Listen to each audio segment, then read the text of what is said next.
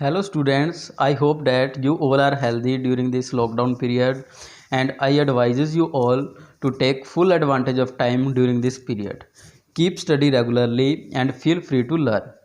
Okay, now start the lecture on fundamentals of partnership. Student, during last lecture we discussed why we choose partnership over sole proprietorship. Today we will discuss the essential features of partnership and rights of a partner in partnership. Student मैं एक बात clear कर दूं, आप सोच रहे होंगे कि हम अकाउंटेंसी के लेक्चर में भी थ्योरेटिकल कंसेप्ट पर क्यों फोकस कर रहे हैं। स्टूडेंट, यदि आपके बेसिक क्लियर होते हैं किसी भी कंसेप्ट के तो नो डाउट आप उस कंसेप्ट को बिना किसी डिफ़िकल्टी के कर सकते हैं। In initial lectures please concentrate on theoretical concept of partnership. Student, अगर आप इनिशियल लेक्चर में थ्योरेटिकल कंसेप्ट पे ज़्यादा ध्यान देते हैं, कंसंट्रेट करते हैं तो आपके लिए काफ़ी फ़ायदेमंद रहेगा। And after that we will do some numerical question related to this topic. इसके बाद हम इस टॉपिक से रिलेटेड इस चैप्टर में जो भी न्यूमेरिकल क्वेश्चन हैं उन पे कंसंट्रेट करेंगे। Okay student, let's start the discussion with the definition of partnership as per Indian partnership act 1932। Partnership is the relation between persons who have agreed to share the profit of a business carried on by all or any of them acting for all। Student, जैसा कि मैंने आपको पहले बताया था, partnership persons के बीच में agreement होता है who have agreed to share the profit of a business, जो एग्रीड रेशियो में बिजनेस के प्रॉफिट और लॉस को शेयर करते हैं। And business is carried on by all or any of them acting for all and some time all the partners perform the business activity of a partnership but in some special condition and special circumstances some partners are not available in the business activity. Okay student, with the help of this definition we will discuss the main features of partnership. And the very first feature of partnership, two or more person. There must be at least two person to form a partnership. Student, you also know that single individual cannot form a partnership. अगर आप partnership business start करना चाहते हैं तो कम से कम दो partners या दो पर्सनस की रिक्वायरमेंट होती है। And what is the maximum limit of partners in A partnership? And the limit is 50। And the most important thing is that Partnership Act doesn't specify the maximum limit of partner, but as per the section 464 of Indian Company Act 2013 restrict the number of person to 50। Indian companies act के according जो partners की maximum limit होती है वो 50 होती है।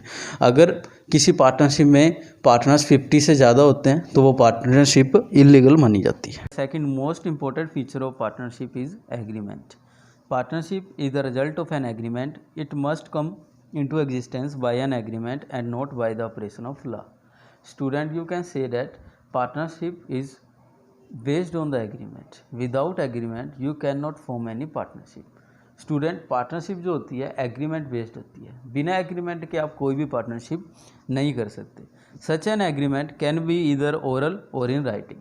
ये agreement orally भी हो सकते हैं और रिटन फॉर्म में भी हो सकते हैं, but I think so written form is much better than the oral form because oral form create disputes among the partners and in that condition you don't have any proof to solve the dispute, but in the written form you can easily solve all the dispute with the help of written agreement, and the agreement forms the basis of mutual rights and duties of partners.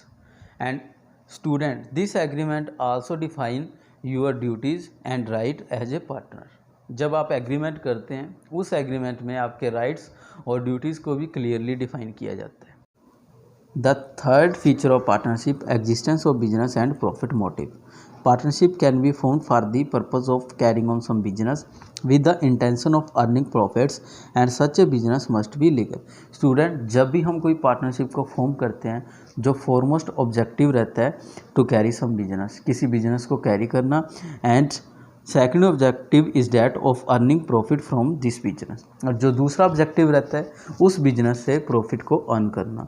And the most important part is that your business activity must be legal. आपकी जो business activity है partnership में वो legal होनी चाहिए। अगर आप illegal activities करते हो तो आपकी पार्टनरशिप को भी इलीगल मान लिया जाता है। And a joint ownership of sum property by itself can not be called a partnership.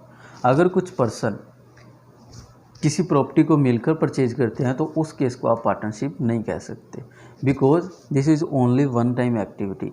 If you perform a partnership activity you have to sell purchase things on the regular basis. This is called the partnership. And the fourth feature of the partnership is sharing of profit. The agreement between the partners must be aimed at sharing the profits of the business. If some person join hands to run some charitable activity, it will not be called partnership. Student जब भी कोई partnership करते हैं तो obviously उनका जो objective रहता है to share the profit of the business. अगर कुछ पर्सन चैरिटेबल एक्टिविटी करने के लिए कलेक्टिवली अपनी कैपिटल को इन्वेस्ट करते हैं तो उसको आप पार्टनरशिप नहीं कह सकते। पार्टनरशिप का जो मेन ऑब्जेक्टिव रहता है एक तो बिजनेस को कैरी करना और दूसरा प्रॉफिट को आपस में शेयर करना। अगर आपका प्रॉफिट कमाना ही ऑब्जेक्टिव नहीं है तो आप उसको पार्टनरशिप नहीं कह सकते। तो जो भी चैरिटेबल इंस्टीट्यूशन है तो उनको आप नॉन प्रॉफिट ऑर्गेनाइजेशन कहते हैं, वो पार्टनरशिप के अंडर नहीं आते। And the fifth feature of partnership, relationship of principal and agent. Each partner is an agent as well as a partner of the firm.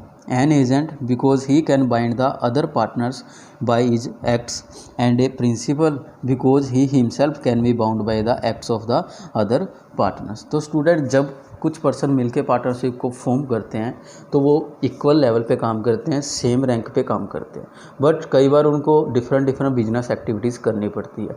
और जब different partners different business activities करते हैं तो उनके जो बिजनेस एक्टिविटी के result positive भी हो सकते हैं, नेगेटिव भी हो सकते हैं। तो वो सिर्फ एक पार्टनर तक ही कन्फाइन नहीं होते, एक पार्टनर तक ही लिमिटेड नहीं होते, वो अपने काम से दूसरे पार्टनर को भी बाउंड करते हैं।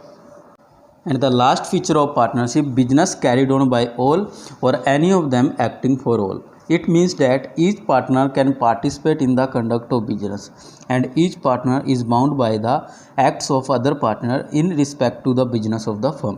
स्टूडेंट मैंने आपको पहले भी बताया था कोई भी पार्टनर कभी भी बिजनेस एक्टिविटीज़ में पार्टिसिपेट कर सकता है और सभी पार्टनर्स की जो बिजनेस एक्टिविटी है एक दूसरे को इफ़ेक्ट करती है।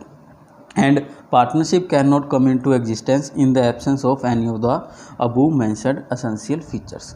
और जो जिन फीचर्स की स्टूडेंट हमने बात की है, अगर ये फीचर्स ना हो तो you can not able to form partnership. All the feature are very essential to form a partner. Student now I will tell you the rights of a partner in partnership. And the very first right is every partner has the right to share profit or losses with other partners in the agreed ratio.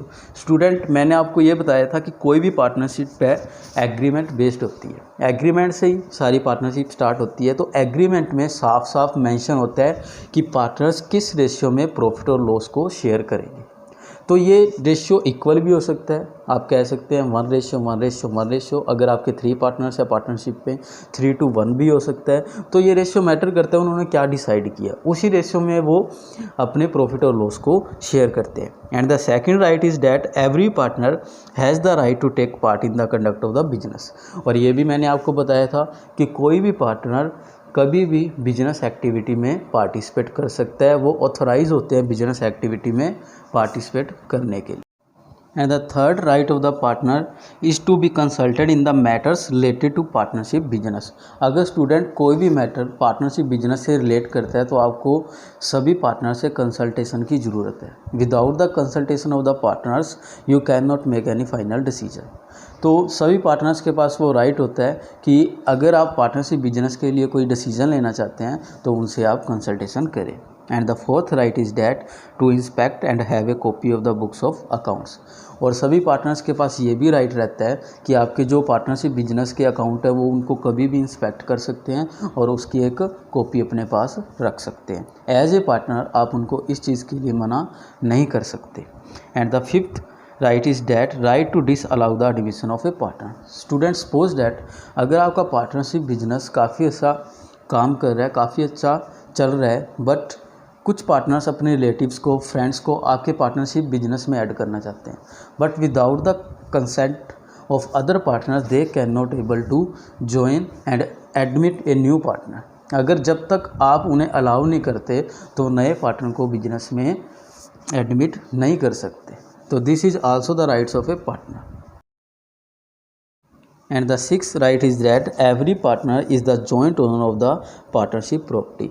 तो student partnership business में partners जो भी asset acquired करते हैं, जो भी property acquired करते हैं, उसमें उन सब की जॉइंट ओनरशिप रहती है। कोई भी सिंगल पार्टनर किसी प्रॉपर्टी का या एसेट का ओनर नहीं होता। And the seventh right is that if a partner has given loan to the firm he has a right to receive interest at agreed rate. Student हम अगर किसी को लोन देते हैं तो हम भी एग्रीड रेट पे इंटरेस्ट रिसीव करते हैं। तो ऐसे ही पार्टनर फर्म को लोन देके एग्रीड रेट पे इंटरेस्ट रिसीव करते हैं। बट क्वेश्चन अराइज होता है पार्टनर्स फर्म को लोन क्यों देते हैं। पार्टनर्स के कैपिटल इन्वेस्ट करने के बाद भी कई बार पार्टनरशिप बिजनेस में कैपिटल की रिक्वायरमेंट होती है, तो पार्टनर्स किसी दूसरे पार्टनर से फर्म के लिए लोन लेते हैं।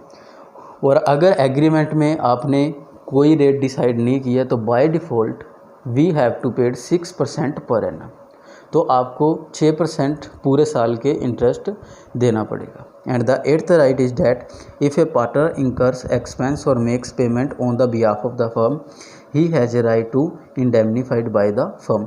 अगर कोई पार्टनर फर्म के बिहाफ पे पर्सनली कोई एक्सपेंस को पेड करता है तो उसका राइट है कि वो पैसे फर्म से रिसीव कर सकते हैं।